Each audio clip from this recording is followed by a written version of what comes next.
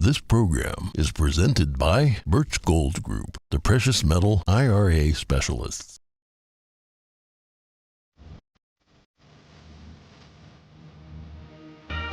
Good morning. We have some breaking news. Ukraine's interior minister and 17 others killed in a helicopter crash in Kyiv.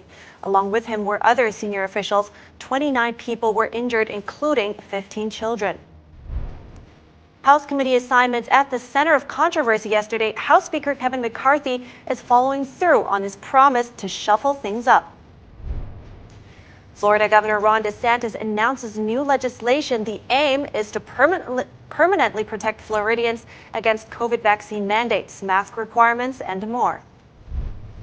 Former President Donald Trump is planning to hit the campaign trail later this month. Find out more about the upcoming event in South Carolina. And the U.S. is expected to reach its debt limit tomorrow, and everyone is closely watching Congress to see what will happen next. We spoke to an expert.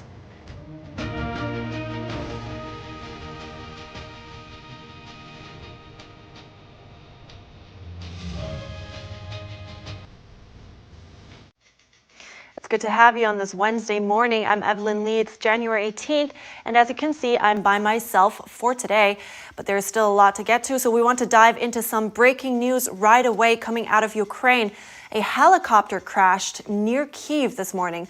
At least 18 people are dead. Officials say Ukraine's Interior Minister Denis Monastyrsky and 3 children were among those killed.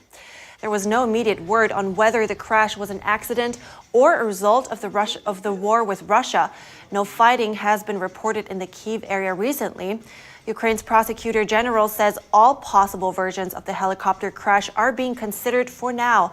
9 of those killed were aboard the emergency services helicopter. Police say the minister's deputy and a state secretary were also killed in the crash.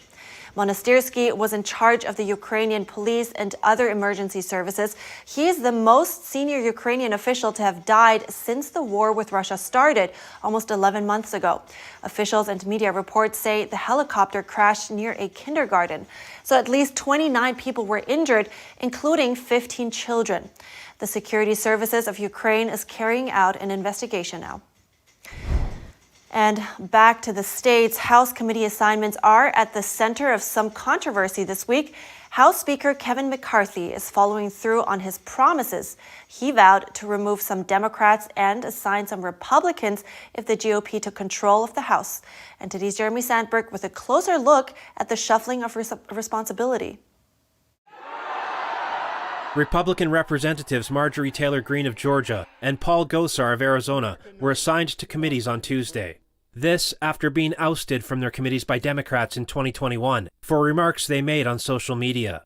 Greene was placed on the Homeland Security Committee. It has jurisdiction over the border. It could play a role in impeaching Homeland Security Secretary Alejandro Mayorkas. Gosar got a seat on the Committee on Natural Resources, where he previously served. Both Greene and Gosar have also been assigned to the Oversight and Accountability Committee. It's expected to investigate the Biden administration. Embattled freshman Representative George Santos of New York has been awarded seats on 2 low-level committees. Santos is at the heart of recent controversy in the House for lying on his resume. He has ignored calls from both sides of the aisle to resign. It's clear to me that he is a complete and total fraud and is not qualified to serve in the United States House of Representatives. Congressman Byron Donalds, who sits on the steering committee that names members to their spots, defended Santos's installation. There have been members whose issues have come up in the past. They were allowed to be on their committees, be sat on committees, and then if the legal process takes hold, then we make adjustments. The selections still have to be approved by the full House GOP conference. McCarthy has confirmed plans to remove Representatives Adam Schiff, Ilhan Omar, and Eric Swalwell from their committees. The newly elected House Speaker says since Swalwell can't even get security clearance in the private sector, why should he have government clearance? If you got the briefing I got from the FBI, you wouldn't have Swalwell on any committee. McCarthy asked reporters why they were questioning him about Santos, but not Swalwell. If you're going to tell me there's 200 other Democrats that couldn't fill that slot, but they kept him on it, the only way that they even knew it came forward is when they went to nominate him to the Intel Committee. And then the FBI came and told the leadership then, he's got a problem. Swalwell allegedly had a relationship with a suspected spy from the Chinese Communist Party. He says he didn't share classified information and cut ties with her after being alerted by the FBI. Jeremy Sandberg, NTD News. The head of Homeland Security may soon be in the hot seat. Just days into the start of the new Congress, articles of impeachment against DHS Secretary Alejandro Mayorkas have been drafted by House Republicans, but not all of the GOP is on board. Senior House Republicans are getting ready for hearings that focus on the migrant crisis at the U.S.'s southern border. I've got a lot of work to do, and we're going to do it. Not if some House Republicans have their way. GOP Representative Pat Fallon of Texas introduced articles of impeachment against Homeland Security Secretary Alejandro Mayorkas, alleging he failed to enforce the country's immigration laws, also contending he lied to Congress that the border was secure. I'll never use impeachment for political purposes. But if the person is a derelict in their duties and they're harming Americans and Americans are actually dying by the lack of their work, that could rise to that occasion. The House Judiciary Committee is prepared to move ahead with formal proceedings if there's a consensus within the GOP. GOP skeptics include Rep. Don Bacon, who said, quote, "I don't think independent swing voters are interested in impeachments." In a statement, a spokesperson for Mayorkas made clear he has no plans to resign. I've got a lot of work to do. I'm proud to do it alongside 250,000 incredibly dedicated and talented individuals in the Department of Homeland Security. And at the border, the number of migrants crossing the Darien Gap has nearly doubled from the year before. That's according to the International Organization for Migration. It's an area that lies between Colombia and Panama. An estimate of close to 250,000 migrants made that treacherous crossing on their way north in 2022. Looking at Panama's data, back in 2021, the number was around 130,000 migrants. And migrants were mostly Haitian then. Now Venezuelans are dominating the flow, accounting for more than 150,000 crossings last year. It was a drastic change, almost immediate. All from countries where situations are critical due to several reasons. Now, the U.S. has recently been trying to make the journey less appealing. The Biden administration said it would manage the surge in Venezuelans crossing the border with a new program. It will now accept up to 24,000 Venezuelan migrants with sponsors at U.S. airports, and they have to pre-register through a government website. Those who cross the border illegally will be sent back to Mexico. And moving on to the sentencing of a mass shooter now, federal prosecutors decided not to seek the death penalty for the alleged Texas Walmart shooter. The man is accused of killing nearly 24 people in 2019. The Justice Department disclosed the decision not to pursue capital punishment on Tuesday. They filed a one-sentence notice with the federal court in El Paso. 24-year-old Patrick Crucius is accused of targeting Mexicans during the massacre that killed 23 people and left dozens wounded. He's charged with federal hate crimes and firearms violations, as well as capital murder in state court. He himself has pleaded not guilty, and despite this sentencing, he still could face the death penalty if convicted in state court.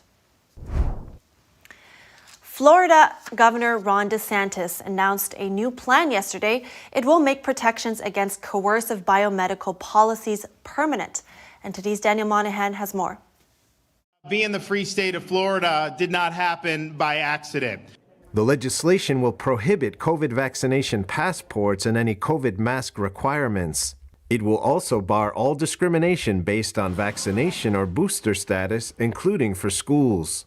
You still have universities that are forcing these students to get these booster shots, even though there have been studies showing they're at more risk from negative effects of the shot than they are from COVID itself at that age. And so the governor discussed the past battles Florida had to wage to preserve such freedoms, saying it required standing up to major institutions in the society, the medical establishment, what he called the legacy media, and even the President of the United States, who together were working to impose a biomedical security state on society. They sought to marginalize people who declined COVID jabs by using things like vaccine passports. They sought to prevent people from being able to earn a living if they declined the jab through the Biden employer mandate. He added that Florida intends to protect the right of medical practitioners to be able to speak the truth. And they sought to silence medical practitioners who followed the evidence and backed the science over the narrative.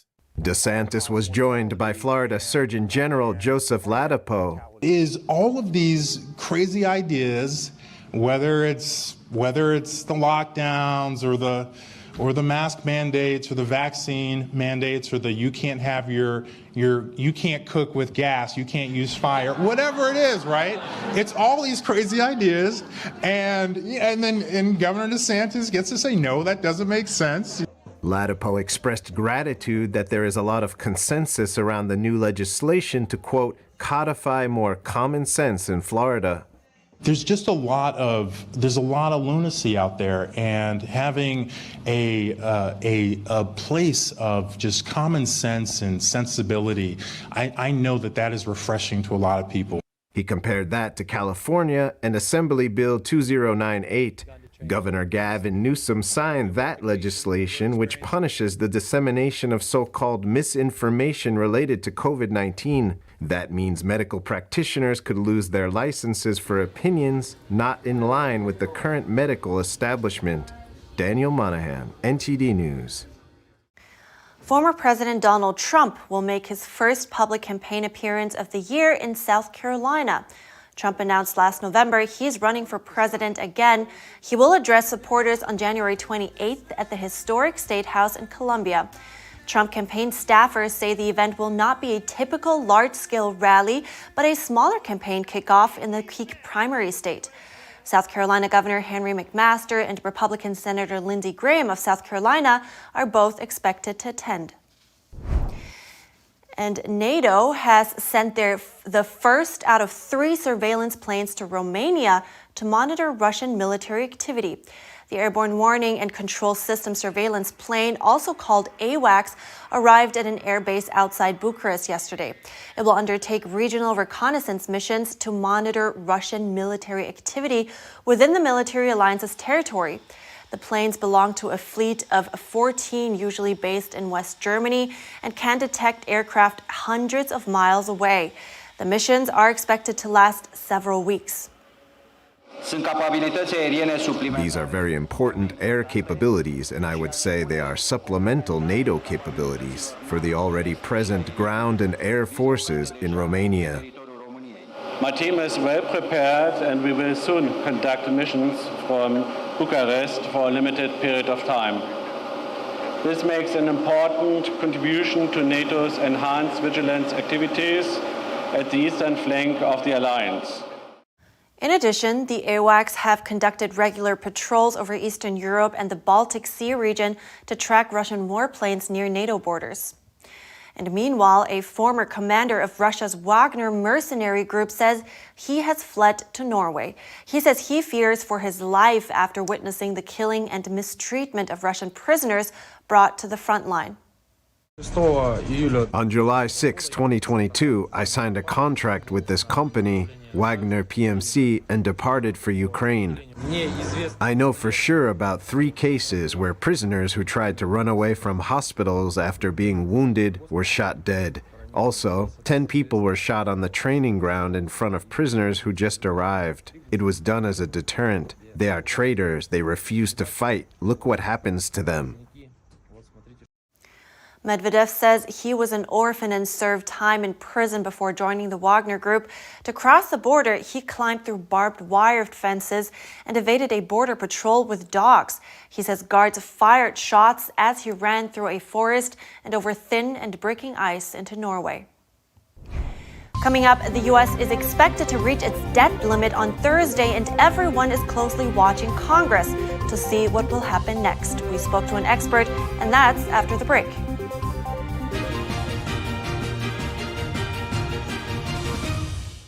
Shen Yun Creations, the streaming platform from Shen Yun, featuring world-class dance, past programs, and all original music.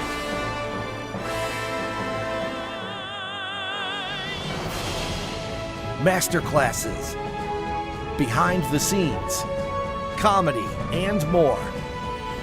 Explore ShenYunCreations.com. This is Stephen K. Bannon. I urge you to protect your savings from inflation by diversifying into a physical gold IRA from Birch Gold Group. Simply text the word NTD to 989898 and you'll get a free info kit on gold IRAs explaining everything. You're not going to get it all right. Just make sure you nail the big stuff. Mama! Like making sure your kids are in the right seat for their age and size. Get it right at nhtsa.gov/the right seat.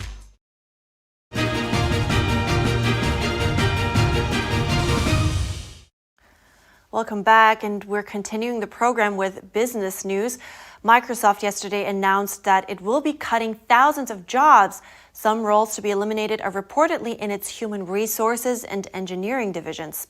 The company is said to be laying off around 5% of its workforce, totaling more than 10,000 jobs, starting from as early as this week. The expected layoffs could indicate that the tech sector may continue to cut jobs across the board.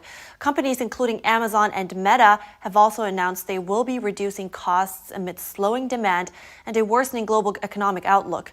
Microsoft has not provided further comments.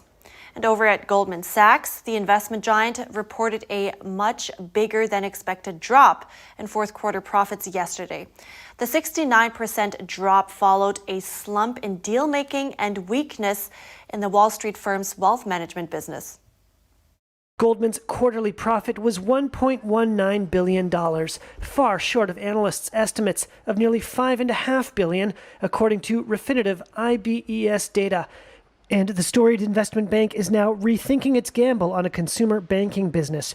This was a relatively new business that was launched about 3 or 4 years ago, and they are now scaling it back to be more narrowly focused. Consumer banking in the United States is extremely competitive, and the players, such as a JP Morgan Chase, a Bank America, they are very good at consumer banking. So for a new entrant to need economies of scale, and that was the biggest headwind, I believe, that Goldman has confronted, is that they cannot compete effectively against these very large players who are very, very good. Wall Street banks are making deep cuts in their workforce and streamlining their operations as deal-making activity, their major source of revenue, stalls on worries over a weakening global economy and rising interest rates. Goldman's investment banking fees fell 48% in the latest quarter, while revenue from its asset and wealth management unit dropped 27% due to lower revenue from equity and debt investments. Last week, a source told Reuters the bank would lay off 3,000 employees in an attempt to rein in costs. Well, certainly a lot going on in the business world, and at the same time, Janet Yellen warns that the U.S. will be hitting the debt ceiling tomorrow. So what will happen? I spoke to an expert at Birch Gold Group. Joining me now is Philip Patrick. He is a precious metal specialist with our sponsor, Birch Gold Group. Good morning, Philip. Good morning. So now let's talk about the debt ceiling. Janet Yellen is warning we will hit that on Thursday. And for now, the Treasury will take extraordinary measures. Now, what does that mean exactly? And how do you see this playing out this time? I think it's going to be fairly messy this time around. Look, in the past, Congress has avoided breaching the debt ceiling by simply raising it. But House Republicans this time around, I think, are making it clear that they're not going to tolerate business as usual, not without some sort of spending cuts or other concessions. Now, Yellen had said things could run out as soon as Thursday this week, but we have to remember that the Treasury Department has a few tricks up its sleeve. They can use accounting tricks, essentially to keep paying the bills for at least a few weeks, at most a few months, and it could last until the end of May. Now, the problem that we're seeing is that the Biden administration now making it very clear that they're not interested in negotiating. They've said it straight out. They said, look, we'll only consider this if there's no negotiation. Now, the last time there was a real battle over the debt ceiling was back in 2011, and it was very tough. Global markets were rattled. The stock market domestically tanked 7%, and of course, retirement savings got hit. Importantly, the US was downgraded for its rating for the first time, its credit rating for the first time in history back then. Now, we got over it, but it took months and months and months, and this one could be a little bit worse than that. Bear in mind, we've amassed $10 trillion of debt since then, and we've got both sides of the bench that really seem very unwilling to compromise. So it could really be a showdown. Interesting. Now, let's zoom out a little bit. Why is a debt ceiling struggle here in the U.S. a big deal globally? Look, the U.S. dollar is global reserve currency, right? And the relative safety of U.S. treasuries coupled with their liquidity has made them just a cornerstone of global financial markets, right? Institutional investors worldwide rely on treasuries for their high credit rating, and they've been used as collateral for central banks simply because world central banks own so many treasuries. So any sort of default would destroy liquidity in the bond market, and we'd see a massive dislocation in price. Look, as we've seen from recent turmoil in the United Kingdom, financial markets can be extremely sensitive to fiscal policy missteps and political uncertainty, and particularly when the situation economically is already so fragile. So any sort of serious threat even of default could really rattle the markets more so than we're seeing at the moment.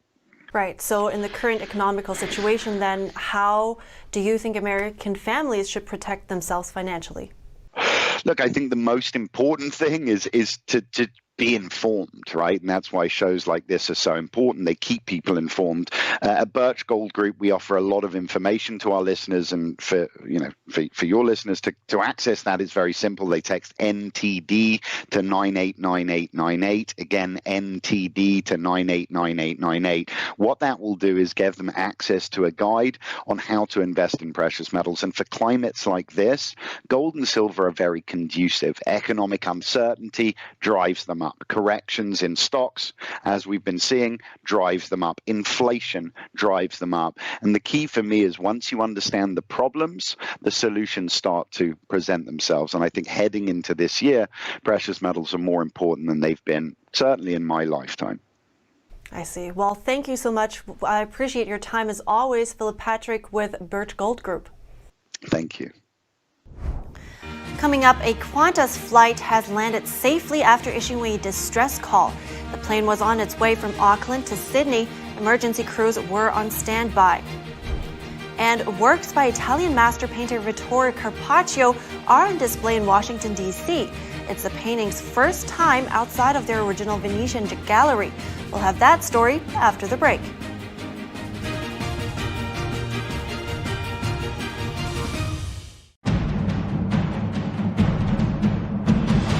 A performance that truly matters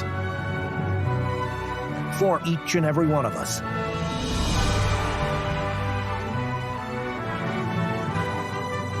This is what you've been waiting for. See it at least once in your lifetime.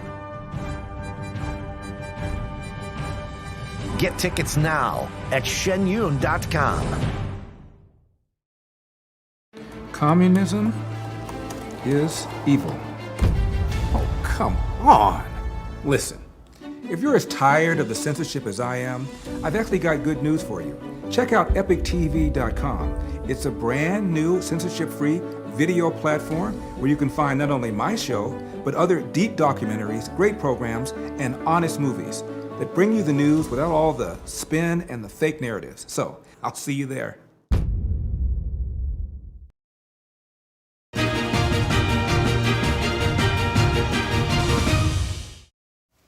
Good to have you back. In California, more than 500 storm-related mudslides were reported over the past few weeks. On Tuesday, a passenger train traveling in the San Francisco Bay Area was halted by a mudslide. The local fire department says the train was traveling near Niles Canyon when a 100-foot mudslide on the tracks blocked its progress. But the train was not derailed. Luckily, roughly 220 passengers on board were safely evacuated onto a rescue train with no reports of injuries. And a Qantas flight from Auckland to Sydney landed safely after experiencing engine problems over the Tasman Sea. An airport spokesperson said a Mayday alert was issued about an hour before approaching Sydney Airport. This was later downgraded to a possible assistance needed alert. Emergency vehicles were on standby as the plane touched down on the runway at 3:30 p.m. local time, according to Qantas. All 145 passengers disembarked the plane normally. No one was injured, and engineers are now assessing the aircraft. Famous works by the Italian master painter Vittore Carpaccio are on display in the U.S. for the first time. The deep red colors of his paintings inspired a menu item too. NTD's Andrew Thomas has the details on the exhibition. Vittore Carpaccio is considered to be one of the best of the Venetian Renaissance painters, but many haven't heard of him. Right now, in this moment, we are in Venice, in the Dalmatian School of St. George and Tryphon.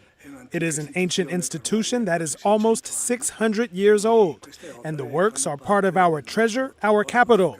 They were done in 1502, painted for our school by Vittore Carpaccio. The National Gallery of Washington, D.C. is hosting a major exhibition of the artist's work, the first outside Italy. Vittore Carpaccio, master storyteller of Renaissance Venice, will run until February 12th. The works were restored before being sent to Washington. American nonprofit Save Venice provided $400,000 for the restoration. The organization's regional director says there is great excitement about the painting's first international showing. The idea for the exhibition started in about 2018. Unfortunately, it was supposed to be in October of 2020, but because of COVID, everything was postponed. And it just opened. The show opened in November in Washington on November 20th. Probably more people have seen Carpaccio on a menu than in a museum. Carpaccio is a thinly sliced raw beef, often served as an appetizer. A Venetian restaurateur invented the dish in the 1950s. He chose the name Carpaccio after the intense red color used by the painter. And I think people are starting to get a new appreciation of paintings, Venetian paintings from the very beginning of the 16th century, and also learn maybe where the word Carpaccio, we're all used to it, meaning, thinly sliced beef or uncooked protein, and instead that comes from the marvelous red colors that Carpaccio used. The exhibit will move from Washington to Venice this spring and will open at the Palazzo Ducale on March 18th. Andrew Thomas, NTD News. And that's all for today's program. We'd love to hear from you. As always, you're encouraged to share your thoughts and your story at goodmorning@ntd.com, so shoot us an email if you'd like. Thanks for watching. I'm Evelyn Lee.